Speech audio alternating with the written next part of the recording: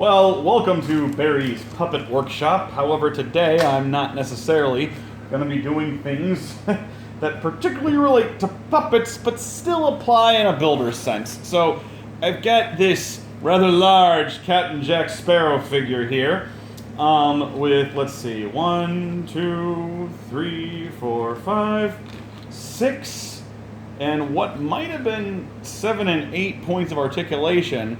But the darn legs came off, and I'm trying to fix them up for my friend Ruthie, who I used to work at Dark Harbor with.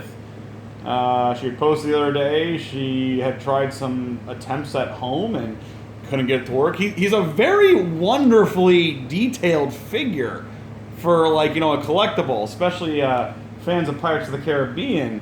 And it seems that whatever the inside joints that were built here, that were intended to be articulated, they just didn't work. Very brittle, flimsy kind of bones. I mean, it's clear that the inside of this was the joint that allowed you to articulate and pose the legs, but I don't know why you would want to, really, because that can affect his ability to stand up.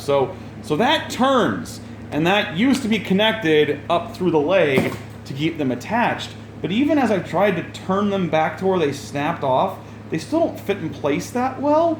And when I do get them back in place, there's all this, when I get as close as possible to reconnecting the exact snap-off points, there's all that space left in there. And all that space doesn't work really well for trying to glue the whole top of the boot back onto just the flush of the leg.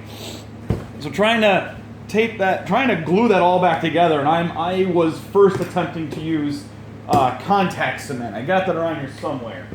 Where did I put my contact cement? I'm gonna attempt to use some. Today I'm gonna use some. What we got here? Weldwood contact cement, but this is the non-flammable kind. I bought this by mistake.